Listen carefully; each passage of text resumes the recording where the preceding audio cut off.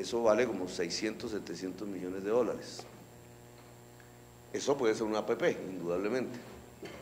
Alguien puede decir, ponemos la fibra. Nosotros podemos hacer otra, nosotros podemos quitar un cable de la transmisión eléctrica de EB, que va por todo el país, y poner un cable con fibra óptica adentro. Y eso es mucho más barato. Pero podríamos llevar fibra óptica a cualquier región de Colombia. Nosotros podemos usar nuestra infraestructura de gas, que es el 80% del transporte de gas de Colombia, que va de la frontera con Venezuela hasta casi la frontera con Ecuador, y meter fibra óptica. Entonces todo el planteamiento del gobierno nacional tratando de llevar fibra óptica al país, lo podemos hacer nosotros, solamente usando la infraestructura que ya tenemos, y las sinergias que ya tenemos, que es juntar telecomunicación con energía eléctrica. Aquí llegamos a un debate del cual salí muy mal librado, pero que la sinergia de las empresas de servicios públicos de Bogotá, o holding, o como se quiera llamar, nos pueden garantizar una serie de proyectos de expansión que incluso no nos imaginamos. Solo les voy a mencionar una idea. Si nosotros conectamos el tubo de gas que nosotros tenemos, Bogotá tiene en La Guajira, a Venezuela, y conectamos el tubo de gas que tenemos en Cali al puerto de Buenaventura, podemos llevarnos el gas de Venezuela a China. No digo eso, cobrar el peaje.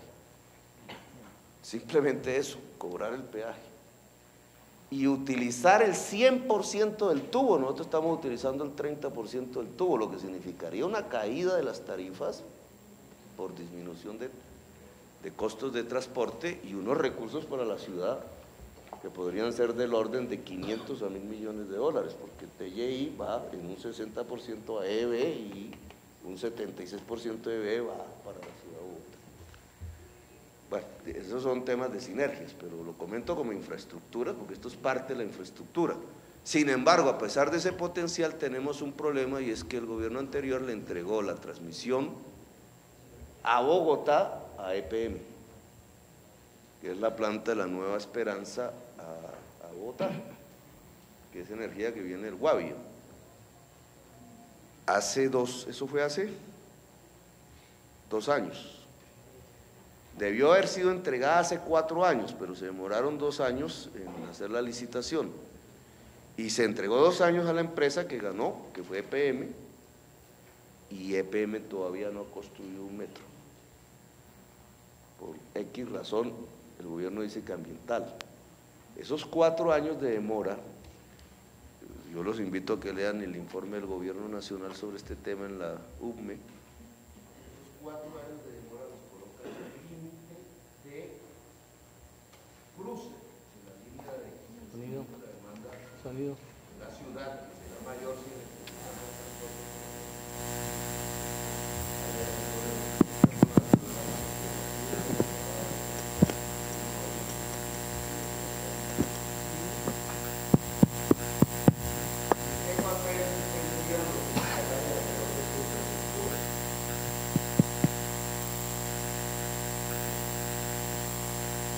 digamos, hay muchos.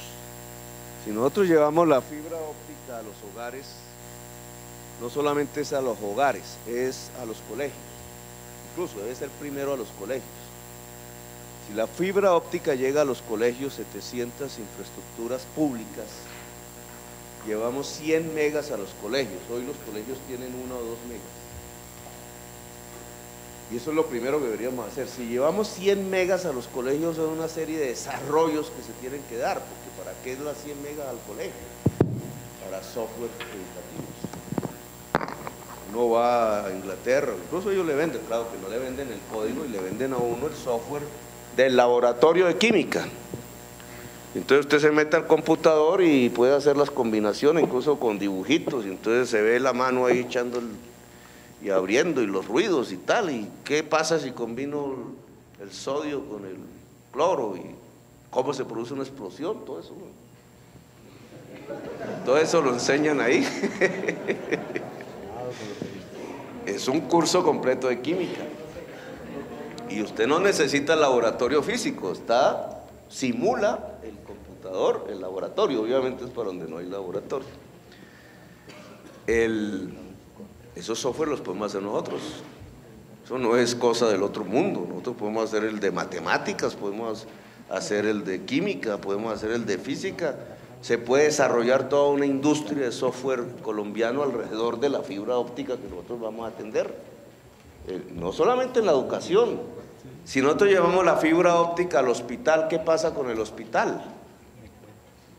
Que un hospital, en vez de estar gastando plata teniendo un paciente dentro del hospital en una cama, lo puede tener en su casa, y entonces todas las señales que necesita ver el médico llegan por la fibra óptica, entre muchísimas. Es decir, el desarrollo de la rama productiva de software, que creo que debe ser otra de las grandes vocaciones de la ciudad de Bogotá, muy juvenil, pero en crecimiento, es, digamos, una posibilidad si nosotros tendemos la infraestructura de fibra óptica en la ciudad. Así hay otras posibilidades, digamos, en el transporte mismo. O sea, ¿qué significa tender 80 kilómetros de vías férreas en la ciudad de Bogotá? Esa, digamos, pensándolo en el futuro. Las ramas productivas ligadas a la industria férrea, ¿eso cómo se desenvuelve? Hoy es cero, pero esa es una oportunidad de mercado, que obviamente hay que saber.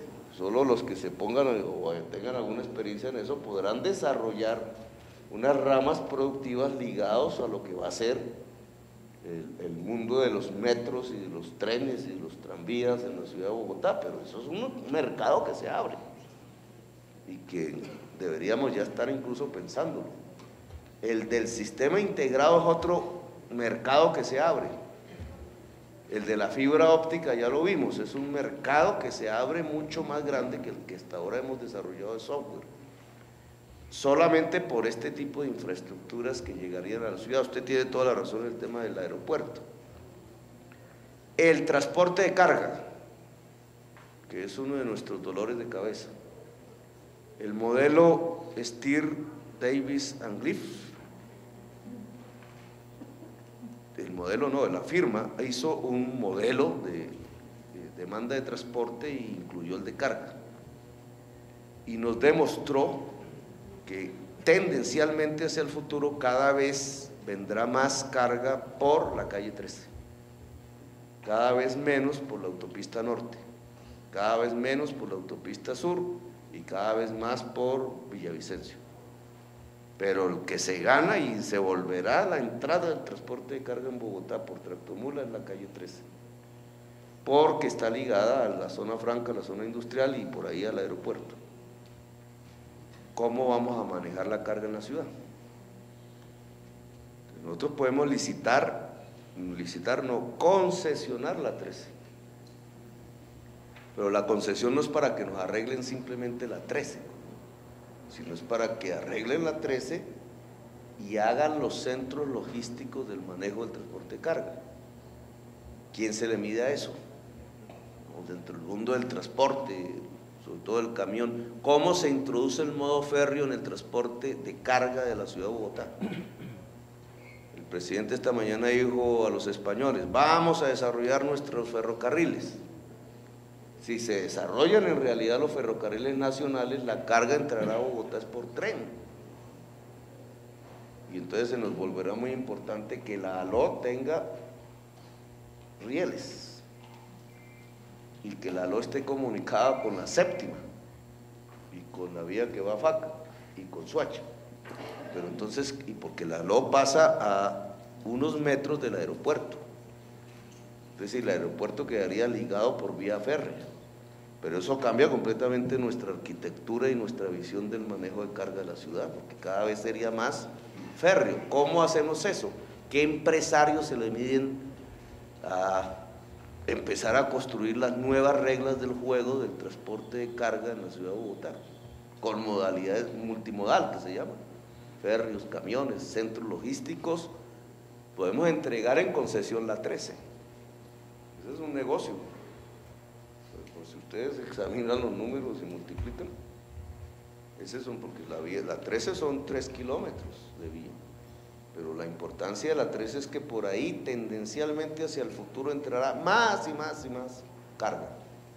Luego la concesión no es tanto por el vehículo, sino por la carga, pero eso implicaría que la concesión no es arreglar simplemente la vía, sino el proyecto de transporte multimodal de carga de la ciudad.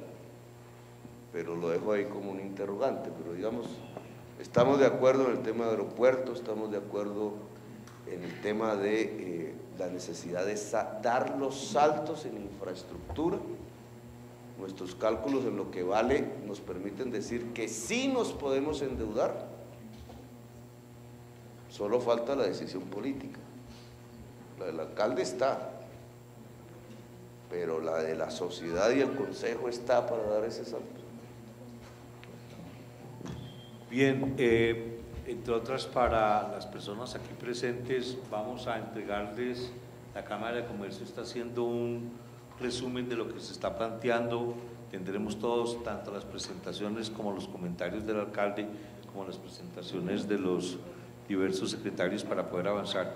Y se me ocurría, alcalde, cuando hablaba usted del cupo de endeudamiento del Consejo, que ojalá este mismo grupo pudiera tener algún tipo de conversación generativa con el Consejo para que eso se pueda mover.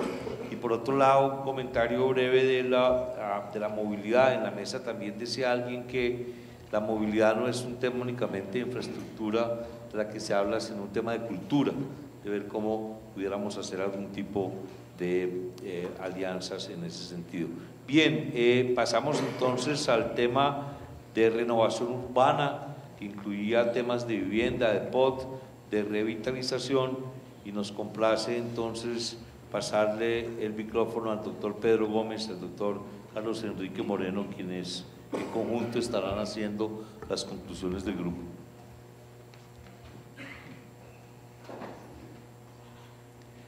Ante todo,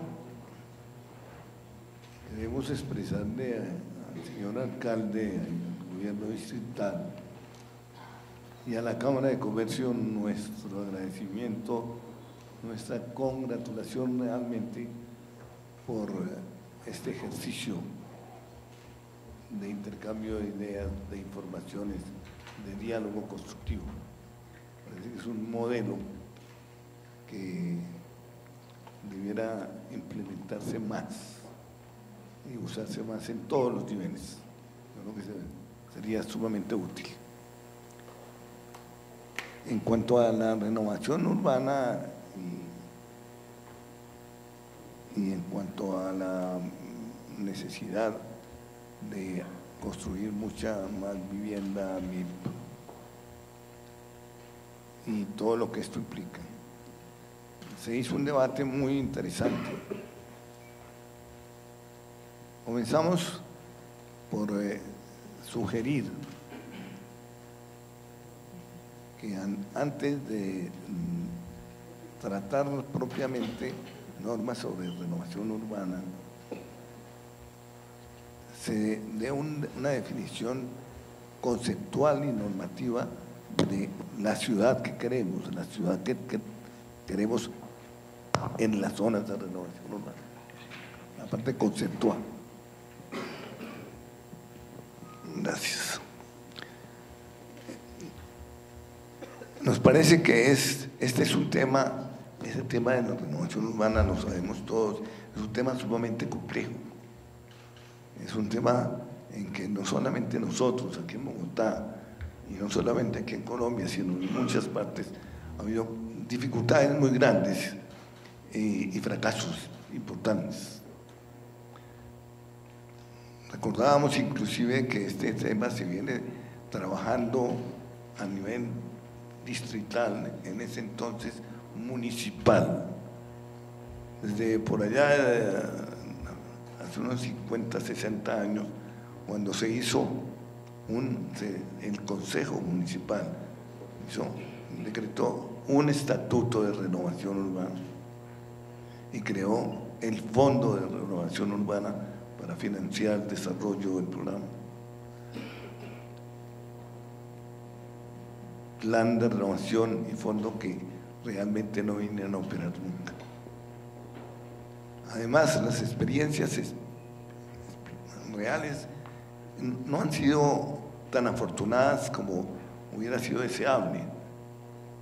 Lo que se ha hecho en renovación urbana no ha sido tan bien concebido y ejecutado, como por ejemplo el plan Santa Fe, por allá, el plan que hizo el Banco Central Hipotecario, de la calle Sexta hacia el sur. Pues no fue tan afortunado que casi el Banco Central Hipotecario casi no lo puede vender.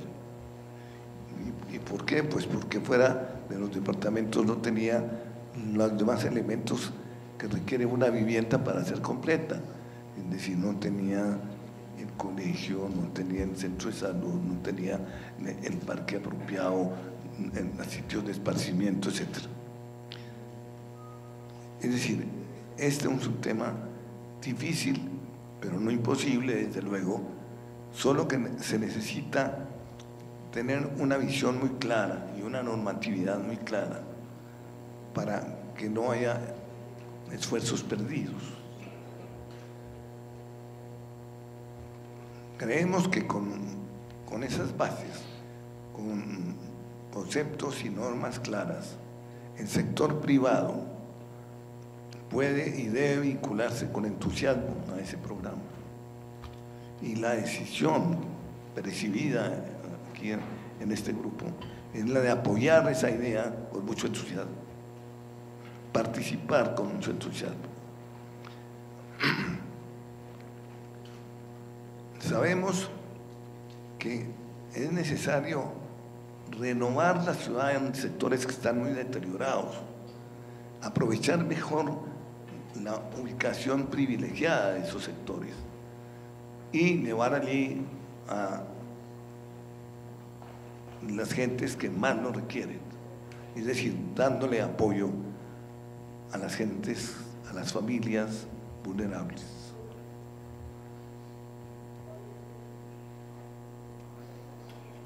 Pensamos que es muy importante, señor alcalde, muy importante generar confianza en el sector privado para que se pueda comprometer y para que pueda comprometer inversionistas en estos programas. ¿Por qué decimos esto? Porque el sector privado muchas veces ha sido víctima de cambios muy importantes en la normatividad y en cambio no solamente en la normatividad, sino en la actitud de las autoridades que aplican las normas. Y eso ha implicado costos muy altos, muy importantes para los empresarios privados. Si queremos realmente abrir el paso a los grandes inversionistas para programas sustanciales en la ciudad, se necesita que haya normas claras y que éstas se respeten. Entonces, lo primero que solicitamos es que exista esas normas y que haya la decisión de aplicarlas y a través de esto generar confianza en el sector privado y especialmente en los inversionistas. Aquí hay otros aspectos muy importantes que están ligados a esto, como son el problema de la tierra, la escasez de tierra en Bogotá, los costos elevadísimos como consecuencia de la escasez de tierra, las implicaciones que esto tiene en los costos de la vivienda. Que todos estos son manejables naturalmente, pero dentro de unas políticas claras. Carlos Enrique nos va a contar lo que se analizó acerca de la manera de realizar estas cosas, cómo podría de esta normatividad, de estos conceptos fundamentales, pasarse a proyectos específicos realizables. Se puede, desde que se planeen, se organicen, se estructuren adecuadamente. No hubo una sola duda acerca de la necesidad de generar renovación urbana y de generar vivienda VIP. Ninguna duda. El asunto está simplemente en cómo se hace viable, pero de manera efectiva. Y claro, nosotros, los empresarios de la construcción, estamos dispuestos, pero encantados de participar en esto. Personalmente pienso que es eso de darle apoyo a las gentes que más lo necesitan en materia de vivienda, es apenas uno de los elementos indispensables para corregir un poquitín los desequilibrios tan grandes que padece la ciudad y que padece el país. Es decir, la inequidad está expresa también en este aspecto. Y la inequidad, sin duda, es el aspecto de que más nos debemos avergonzar los colombianos, porque somos casi los campeones en esta materia, campeones mundiales. Entonces, aquí esto tiene este fondo importante que el gobierno distrital ha tomado como parte de su política fundamental y que nosotros entendemos que debe ser así, que lo apoyamos totalmente. Me va a pasar a Carlos Enrique, que lo sabe expresar muy bien cómo consideramos que se puede realizar todo esto. Bueno, mil gracias por la oportunidad de hacer estos planteamientos y gracias al grupo. En el plan de desarrollo hay una serie de elementos que son muy importantes y es el concepto de inclusión, el concepto de diversidad, y usted en los planteamientos que ha hecho sobre el tema de transporte público ha hecho mucho énfasis en la I y no en la O. Muy bien. Entonces, nosotros creemos que en el tema de construcción y en el tema de renovación urbana también hay campo para la inclusión, para la diversidad y sobre todo para la I y no la O. Voy a explicar lo de la I y la O. En este momento estamos hablando de proyectos de renovación urbana y evidentemente se pueden impulsar, pero tienen que impulsarse en paralelo con todo lo que se viene haciendo. En este momento hay preocupación de los constructores que participamos en el panel porque los planes parciales están prácticamente paralizados. Hay obras a las que se le están negando servicios públicos, servicios sobre todo de agua, y hay dificultad para salir adelante con proyectos. Entonces, eso es lo que va a terminar pasando, si no se destraba relativamente rápido, es que toda esa dinámica de construcción que viene se va a apagar y mientras tanto tomará un tiempo en que los proyectos de renovación urbana arranquen y generen otra vez una dinámica constructiva. Entonces, de alguna forma, hay que trabajar con el I. Hay que seguir con todo lo que venía sin frenarlo, es más, yo creo que acelerándolo, sobre todo temas de planes parciales, etcétera, pero al mismo tiempo dándole viabilidad a los proyectos de renovación urbana. ¿Qué hay que hacer para darle viabilidad a los proyectos de renovación urbana? Nosotros diríamos que adicional a la visión que habla Pedro Gómez de qué ciudad se quiere y qué se quiere con estos proyectos, hay que tener unos 4 o 5 elementos que tienen que trabajar juntos para que esto salga adelante. Yo voy a hacer un símil imaginario para poder explicar el cuento.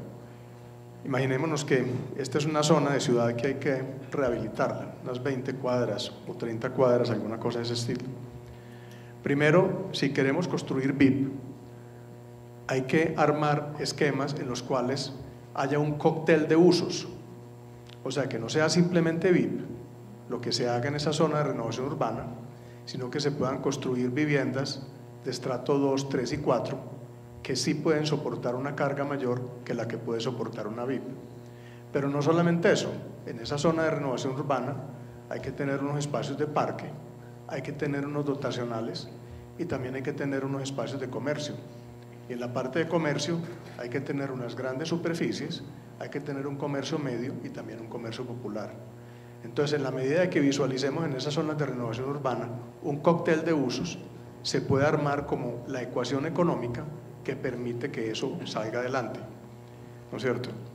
Dentro de ese tema es fundamental que la plusvalía que va a existir ahí no se saque hacia otras zonas, sino que de alguna forma pueda ser reinvertida en forma de las soluciones de transporte que se necesitan, las soluciones de parques que se necesitan, etcétera.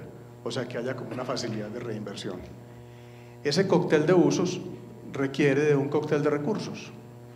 Ese cóctel de recursos es sumar los subsidios que el gobierno nacional puede dar para la VIP, los subsidios que el distrito puede dar también para la VIP y al mismo tiempo los recursos que el sector privado puede utilizar para lo que son esas construcciones de vivienda estrato 2, 3 y 4, puede ser, más ese tema de comercios.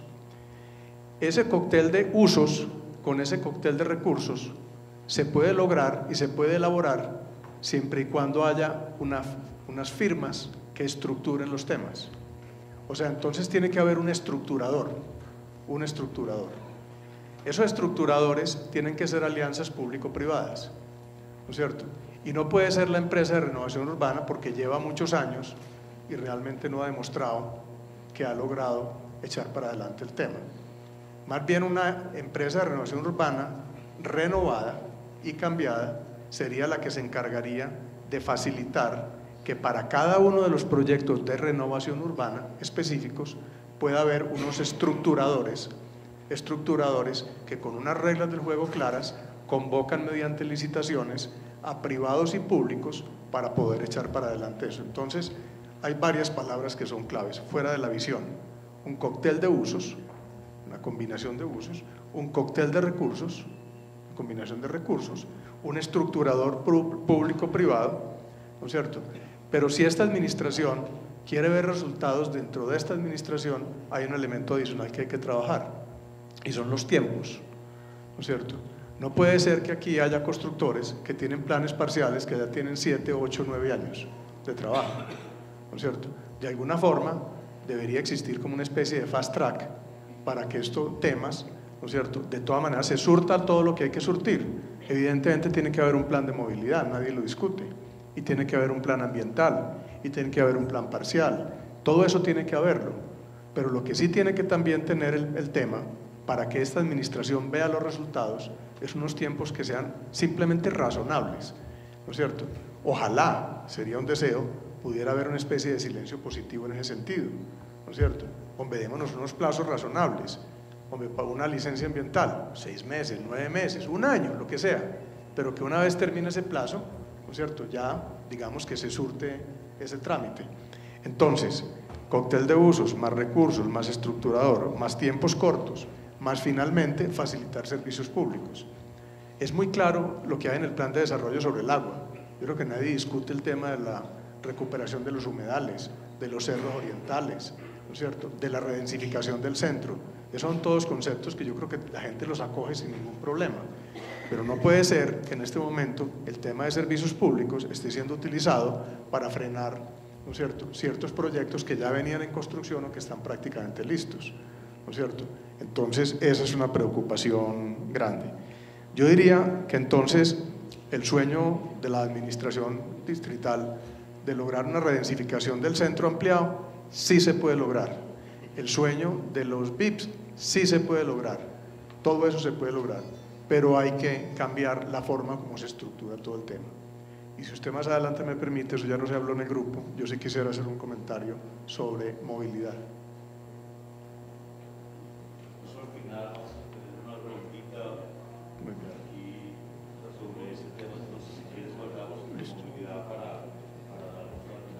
Pero eso es básicamente entonces lo que se habló sobre ahí están más o menos los puntos principales en la presentación. Tema pues de reglas del juego, respeto a lo que venía, ¿no es cierto? Concepto de normatividad clara para la renovación, agencia estructuradora, la mezcla de diferentes usos, etcétera, y coexistencia de lo que venía, es el ILO.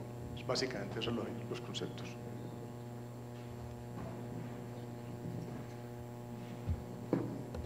Bueno, en eso, todo lo que usted dijo, estamos de acuerdo. Ahí no hay discusión. Lo llamamos de otra manera, digamos, el que varios estratos estén en una misma zona para poder equilibrar un negocio y poder hacer VIP. Es lo que nosotros llamamos ciudad diversa, compleja por los usos y no segregada. Es lo mismo. Eso es lo mismo. Un poco el centro comercial, sobre todo en barriadas populares, debe ser de economía popular e incluso puede tener el uso mixto de comercio y producción, que es algo que estamos viendo en el proyecto Cielos Abiertos de San Victorino. Ahí llega la gente a vender textiles, ¿cómo se llama? El madrugón. Son textiles y lo que llegan son miles de pequeños empresarios, pero producen en otro sitio de la ciudad y van un día a la semana a vender ahí. Eso podría hacerse todo al mismo tiempo. Y ahí podría haber vivienda. Pues era vivienda antes, pero bueno, no nos vamos a meter en ese. Si uno mezcla vivienda, comercio, producción y otros, porque también habrá educación, también habrá hospital más, o centro de salud, etcétera, pero estamos hablando de lo que se llama la ciudad compleja, diversa, porque la ciudad de Bogotá es diversa y creo que es la ciudad más rica. Era el modelo europeo que los europeos perdieron por agringarse. El modelo gringo es un modelo homogéneo, no diverso, pero nosotros podemos recuperar, y debe ser así, esa es la ciudad latina, digamos. El tema está en, veamos que los trámites, las normas, pues nosotros coincidimos. Lo primero que yo vi cuando llegué a la alcaldía de Bogotá, que llegó una señora, fue un proyecto de un arquitecto, con un diseño de un arquitecto muy famoso en el mundo que se llama Norman Foster, que es el que diseñó la capilla del Reichstag, la cúpula del Reichstag alemán, y el que hizo el edificio en Barcelona de una forma sugerente, pero que se está volviendo el símbolo, está compitiendo con la Sagrada Familia en Barcelona. Ese tiene un diseño en Bogotá, no tan grande, pero ahí está. Y el plan, el proyecto, que implica unos edificios, una plazoleta, lleva 12 años en el distrito. Y entonces a mí me sorprendió, ¿cómo es? Digamos, ¿qué es lo que lleva a que un proyecto X, por lo menos que diga sí, diga no, bueno, se hizo, no se hizo, pero ¿cómo es que demora casi una década, dice María Mercedes, más indulgente que yo? Un proyecto dura eso. Pues digamos, las respuestas serían complicadas. Me parece que sale muy rápido lo malo y se demora mucho lo bueno. Y eso implica que el tema no es de normas, digamos, o que se usan las normas para hacer otro tipo de transacción. Que María Mercedes pues está viendo cómo hace para que todo eso desaparezca.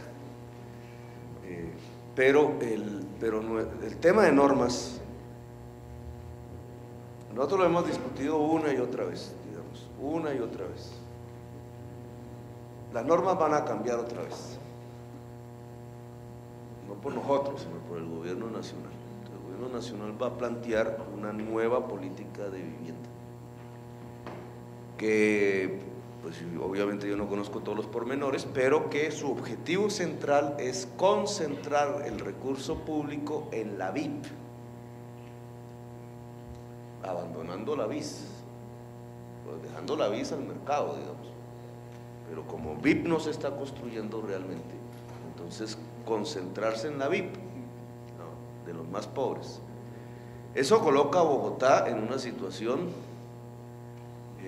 extraña, porque en Bogotá no se está construyendo VIP desde hace como 10 años. O se construye VIP en el techo o de ahí para adelante todos los grados de BIS. Pero la VIP realmente no la estamos construyendo. Entonces, si el gobierno se centra en la VIP y hace saltar el recurso público para desarrollar la VIP, entonces ¿cómo va a responder Bogotá? ¿Cierto? Que sabemos que no tiene suelo de expansión. Y si quisiéramos expandir sería en VIP, porque se quiso expandir el norte, pues es una de las grandes discusiones políticas, pero no era ni siquiera en BIS. Entonces, de acuerdo a las normas del gobierno nuevas que va a discutir en el Congreso, si queremos expandir, entonces ya ni siquiera es BIS, ahora es VIP. Eso cambia el panorama, incluso en el norte de la ciudad, podríamos discutirlo. Pero de acuerdo a nuestro plan, eso significa que nuestro reto es cómo construir VIP en la ciudad construida, que tiene que ser en altura además, ¿cierto? Por obvias razones, no tenemos suelo realmente, tiene que ser en la altura. Entonces, eso implica unos cambios de norma, yo sí estoy convencido. Y es un reto difícil, que significa aligerar trámites, privilegiando el centro ampliado, porque es donde queremos, por otras razones, que se construya. Entonces, ¿cómo desincentivamos inversiones fuera? ¿Cómo las incentivamos en el centro ampliado? ¿Y cómo se produce VIP en el centro ampliado? Que tiene que ser de forma compleja, diversa y no segregada. Es decir, no vamos a producir VIP si no se construye también para estratos 4, 3 y 2. 5 y 6 es más tan pequeño que ya, digamos, es otro tema, pero es una vivienda más de otro tipo, pero digamos, si en el centro ampliado no construimos 4, 3, 2, no vamos a poder construir VIP. Pero eso significa por lo menos el 25% para VIP. La cifra se nos eleva de 18.000 a 25.000 VIP al año, si queremos cumplir la meta del gobierno nacional, que va a variar en este momento. Si el gobierno nacional dice todo el recurso público para VIP, deja de haber subsidio para BIS. Ese es el efecto práctico. Eso nos da una oportunidad. La VIP se podría financiar 100% si somos capaces de gestionar los precios del suelo. Pero si se financia el 100% de VIP con recurso público, ni siquiera de crédito, sin ahorro programado, nada, prácticamente de entregar la vivienda, pues entonces toda la mentalidad empresarial de la construcción varía hacia cómo construir en escala VIP, que no estamos haciendo. O sea, que es un nuevo modo. ¿Cómo se construye en escala VIP? Y a la administración de Bogotá un reto: ¿cómo garantiza el suelo, así sea en pie horizontal, pero cómo garantiza el suelo suficiente en la ciudad para construir en escala VIP, que sería casi 100% financiada por el Estado? Incluso bajo la tesis del gobierno, si el gobierno nacional financia la construcción VIP, pues nosotros deberíamos centralizar nuestro recurso público en el suelo, ya no en el subsidio, sino en el suelo. Son nuevas reglas del juego, digamos. Otra vez vamos hacia un cambio, y obviamente eso implica decisiones difíciles y no están contempladas en nuestro plan de desarrollo, porque de esto tengo conocimiento desde el día de ayer. Pero obviamente nos toca adaptar nuestro plan de desarrollo a lo que puede ser ese cambio de reglas del juego y nuestra focalización en VIP dentro de la ciudad construida. Yo la verdad tengo, con María Mercedes y otros del sector Hábitat, pues hemos discutido mucho, pero ¿cómo salir de la consolidación hacia la renovación? La consolidación es fácil, ¿cierto? Ni siquiera nosotros intervenimos. Un señor con 2 casas hace un edificio como el Bacatá, que no tiene solución de movilidad. La torre más grande le quita el campeonato a Colpatria. Dicen que de América Latina, yo no estoy muy seguro de eso, 60 pico. Pero en la carrera sexta, ¿eso cómo va a ser? Nosotros peatonalizamos la séptima, o sea que es la sexta y la 19 para entrar a ese monstruo. ¿Eso cómo va a ser?